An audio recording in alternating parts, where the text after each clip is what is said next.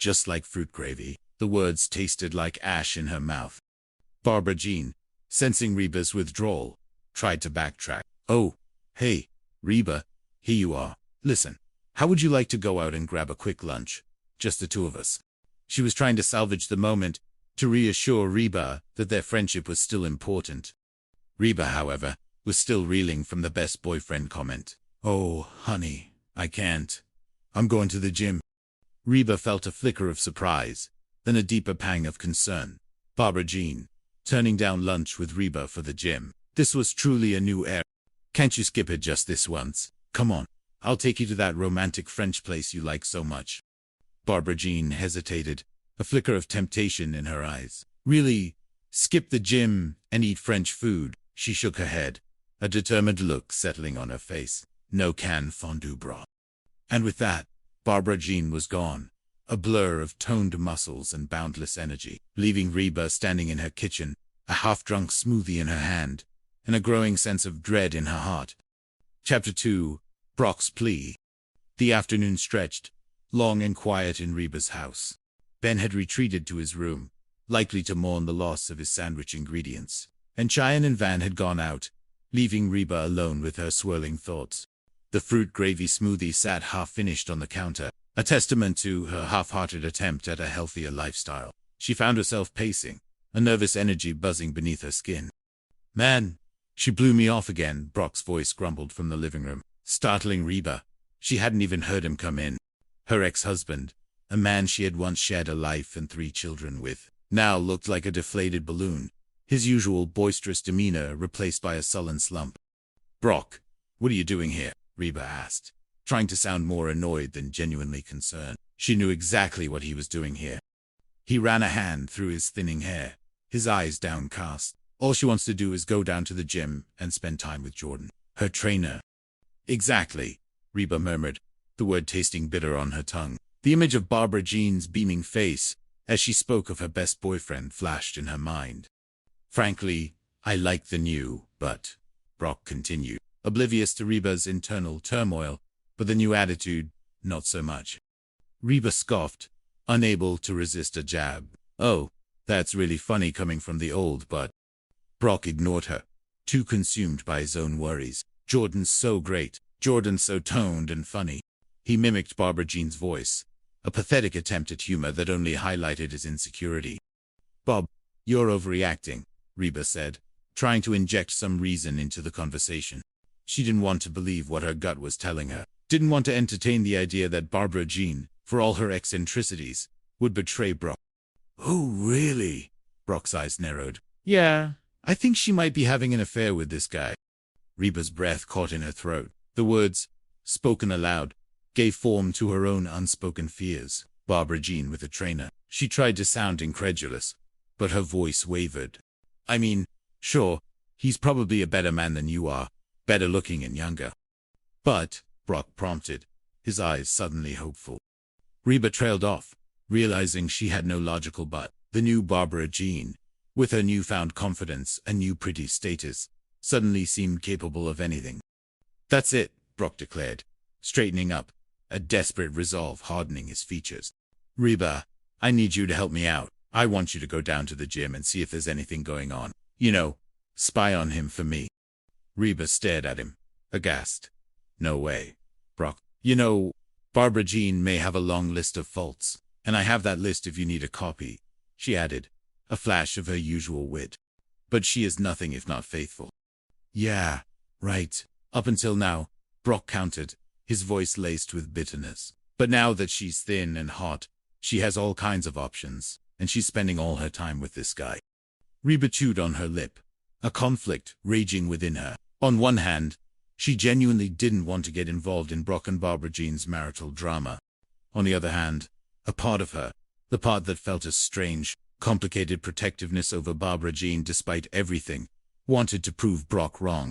Or perhaps, a darker part, the insecure part, wanted to confirm her own suspicions, to find fault in Barbara Jean's perfect new life. "Look, Brock, if it's worrying you that much, be honest with her," Reba advised, falling back on her usual pragmatic approach. "Tell her how you feel. Tell her that you just need a hug every now and then." Brock threw his hands up in exasperation. Oh, now, there's a great idea. See, why? Since my competition is a macho muscular dude, I should go the other way and appear all weak and whiny. Your solutions are ridiculous, Reba. Reba sighed. He had a point. Her solutions were often practical, but sometimes lacked a certain dramatic flair. And in this situation, with Barbara Jean's dazzling transformation, practicality seemed to have taken a back seat to something far more primal. Just go, Reba, Brock pleaded, his eyes wide and desperate. Please. For me. For the kids. For the integrity of our blended family unit. Reba closed her eyes, picturing Barbara Jean's radiant smile, her almost slip about her best boyfriend. A chill went down her spine. If there was something going on, Brock deserved to know. And if there wasn't, Barbara Jean deserved to be cleared of suspicion. And Reba, deep down, needed to know for herself. To put her own mind at ease, or to prepare for another seismic shift in her already tumultuous life. Fine, Reba said, the word barely a whisper. But if I find anything, you're dealing with it. Brock, and I mean anything. Brock's face lit up with a mixture of relief and trepidation. Thank you, Reba. As Brock scurried out, presumably to stew in his anxiety, Reba stood in the silent kitchen, a reluctant spy about to embark on a mission she never asked for. She looked down at her still full smoothie, a grimace on her face. Takes me to spy on those stupids, she poked at the purple liquid with a spoon. Hard to believe they're supposed to be good for you. Later that afternoon, Reba found herself reluctantly pulling on her oldest pair of sweatpants and a faded tee.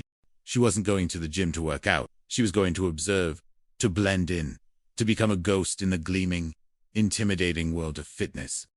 As she tied her sneakers, Ben walked into the living room, a comic book in his hand. Hey, Mrs. H, you off for your power walk? Reba rolled her eyes. No, I'm not going for my power walk. Ben, this whole physical thing is getting everybody acting wacko. Ben looked up from his comic, a thoughtful expression on his young face. What do you mean? Well, your dad thinks that the guy who gave Barb Jean her new body is wanting to take it for a spin, Reba explained, trying to sugarcoat Brock's crude suspicions. Ben nodded sagely. He probably does. Reba stared at him. What are you talking about?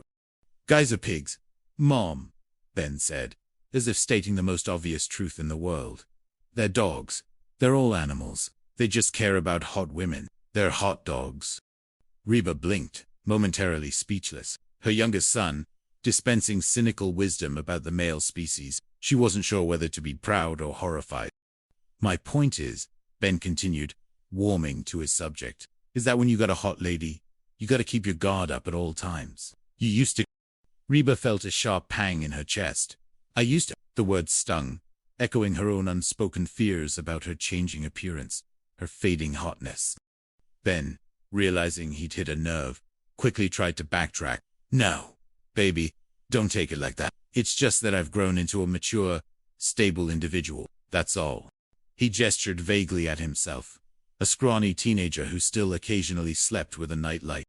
Well, I don't like it, Reba said, her voice tight with a mixture of hurt and frustration. She wasn't just upset about Ben's clumsy attempt at a compliment. She was upset about the underlying truth of it. Had she let herself go?